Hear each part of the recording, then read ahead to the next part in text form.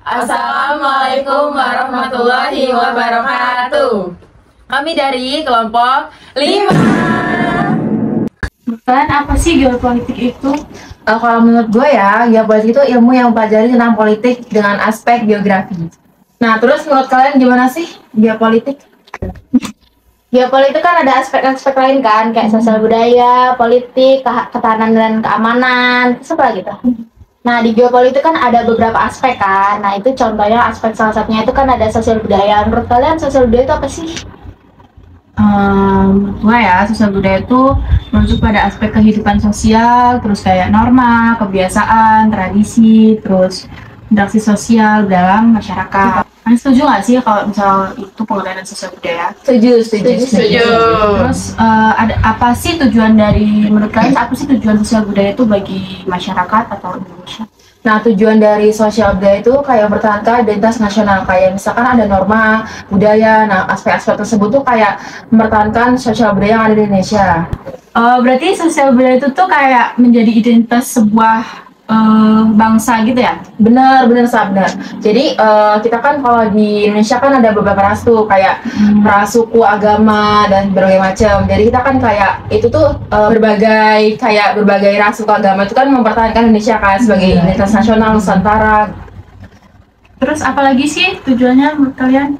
Nah, kalau buat gue ya, sosial budaya itu kan pasti berkaitannya dengan keberagaman. Nah, adanya gaya politik tentang sosial budaya itu supaya mempertahankan keberagaman, karena bagaimanapun juga Indonesia itu kaya akan budayanya bentuk apapun.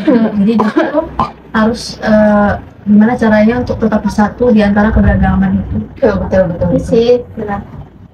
Ada lagi nggak ada pendidikan? Menurut gue selanjutnya itu ada pendidikan dan pengetahuan. Jadi sosial budaya itu juga punya peran penting dalam pendidikan dan pengetahuan, karena dalam melalui pendidikan masyarakat dapat mempelajari nilai-nilai sejarah, tradisi, budaya Indonesia yang juga membantu membangun pemahaman yang lebih baik tentang identitas dan warisan budaya mereka sendiri. Nah, selain itu penelitian dan studi tentang sosial budaya juga berkontribusi pada pengetahuan dan pemahaman yang lebih tentang masyarakat Indonesia. Oke, paham. Sebelum nanya nih, terus apa sih hubungannya geopolitik sama sosial budaya yang udah kita bahas ini?